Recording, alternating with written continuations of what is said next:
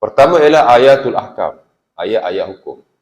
Itu kena tahu. Siapa-siapa yang berkecimpung dalam ilmu fiqh, dia kena tahu ayatul ahkam. Ustaz mengajar fiqh, bila bincang bab taharah umpamanya, bab apa? Bab air, babul miyah. Dia mesti tahu ayat-ayat Quran, basic tentang bab berkenaan. Tak banyak pun, satu bab, berapa ayat saja, kadang diulang ayat-ayat yang sama. Sekurang-kurangnya ayatul ahkam mesti diketahui. Dan tidak banyak. Al-Imam Al-Ghazali rahimahullah dalam Al-Mustasfa. Al-Imam Fakhruddin Ar-Razi dalam tafsirnya, Mafatihul Ghaib. Dan ulama-ulama ahli sunnah yang lain. Nak sebut ahli sunnah tu, ada orang kata kita bukan ahli sunnah. Habis itu kita baca buku apa? Buku Syiah. Buku ahli sunnah lah. Al-Imam Ibn Daqiq Al-Aidi dalam buku usul beliau. Ramai lagi lah senarai-senarainya yang lain. Ayatul ahkam, kata mereka dalam Quran tak kurang daripada 500 ayat. Tak banyak ayat-ayat hukum ni. Walaupun idea itu ditolak oleh sebagian ulama yang lain. Mana boleh ada 500. Kullu ayat min ayatillah la yakhlu ayustabata fihi ahkam. Setiap ayat Quran sebenarnya dikata boleh dikeluarkan hukum hakam. Fiqh lah ya. Cuma hak jelas ayat tentang fiqh ni 500. Adapun selain itu mungkin boleh keluarkan juga hukum fiqh ada. Ya. Macam kita kata hadis Nabi lah. Walaupun ulama mengasing-asingkan ni ayat hukum fiqh lah ya. Ni ayat tentang akidah ataupun hadis tentang akidah. Ni hadis tentang hukum. Ni hadis tentang akidah. Ni hadis tentang sulukiyat, akhlak, tasawuf.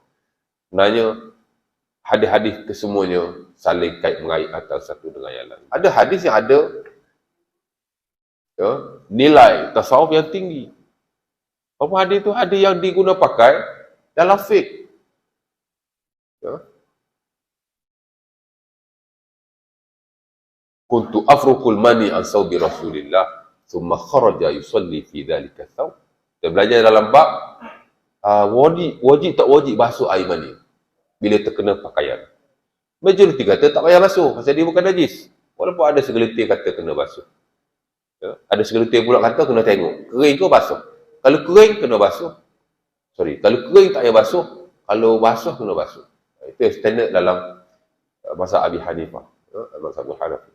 Jadi macam-macam lah pendekatan para ulama. Hadis itu memang hadis tok lah ya.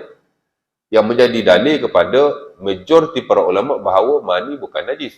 Kerana Nabi tak basuh. Nabi hanya menyental-nyental dengan jarinya. Aisyah pun sama. Ya. Jadi benda tu tak najis. Apa nilai tasawuf hadis ni? Hadis ni Aisyah kata Nabi setal mani dengan tangannya, kemudian Nabi sembahyang dengan baju itu. Tasawuf tu. Maksudnya Nabi ni tak banyak pakaian. Nabi ni zuhud. Baju tu yang dia pakai di rumah bersama isterinya dalam bilik tidurnya.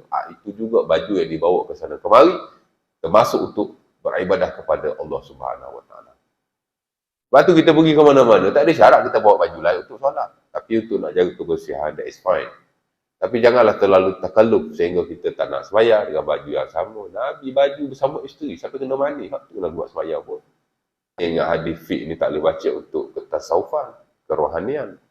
Ada hadis, ada ayat Quran yang kita boleh keluarkan fiqh daripadanya. Kadang-kadang ayat yang sama kita boleh keluarkan nilai-nilai kerohanian daripadanya. Kerana teks-teks yang berasal kepada wahyu is always applicable in many ataupun in any field. Sentiasa boleh diguna pakai dalam mana-mana bidang. As long as dia ada hubung kait dengan kehidupan kita. Cuma kalau hak betul-betul fiqh, adalah ayatnya. Kalau hak betul-betul akidah, adalah ayatnya. Tapi tak bermakna ayat tu tak boleh diguna langsung untuk ilmu yang lain. Ya? Itu konsep-konsep keluasan dalam nas, dalam teks. Sebab tu apa ilmu kita belajar, perlu juga kita menjurus kepada teks. Sifat-sifat nas ni kita kena tahu. Bukan kata belajar fiqh hukum, dah belajar fiqh hukum, lalu tak tahu benda kan. Tahu boleh tak boleh? Benda ni boleh, boleh tak boleh, benda ni boleh tak boleh. Tu belajar fiqh jadi boring. Yang kedua ialah ma'rifatu asbabin nuzul, mengetahui sebab nuzul.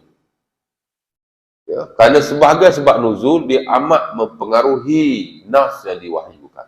Amat-amat mempengaruhi. Ya. Dan dari situ kita tahu adakah nas ini dia umum, semua keadaan, applicable in all circumstances, ataupun dia hanya boleh digunakan pada waktu-waktu tertentu sahaja. Kita boleh tahu daripada asbabun nuzul. Dan bukan hanya dalam fiqh sebenarnya, dalam mana-mana bidang, hatta bidang akidah pun, bila kita buat main ayat Quran tentang akidah, kita nak tahu asbabun nuzul.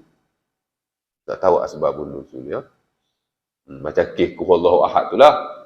Qul Huwallahu Ahad, dia kata Qul Huwallah tu, huwa tu balik pada Nabi Muhammad. Tak betul lah, pasal asbabun nuzul, orang bukan Islam, kafir Quraisy mempertikaikan tentang Allah. Umpama diriwayatkan Sunan Abi Daud dan selainnya, walaupun sanad tu ada masalah sikit lah, ada sebagai mutaif kan. Tak boleh kata Qul Huwallah tu Nabi Muhammad. Sebab ayat tu diturunkan kepada sebagai jawapan kepada non-Muslim. Ya Muhammad unsub lana rabbak. Wahai Muhammad, Tuhan kau ni daripada apa? Tuhan kami macam-macam. Ada daripada emas. Betul tak? Ada Tuhan dicipta daripada emas. Orang kaya dia buatlah Tuhan daripada emas. Tengoklah kan. Ada Tuhan dicipta daripada fiddah, perak. Kalau tak berapa berada, dia buatlah Tuhan daripada perak. Tapi kalau buat Tuhan daripada emas, kena masuk petimsi ya. Tak kira Tuhan tak Tuhan pun boleh curi, aku rebat.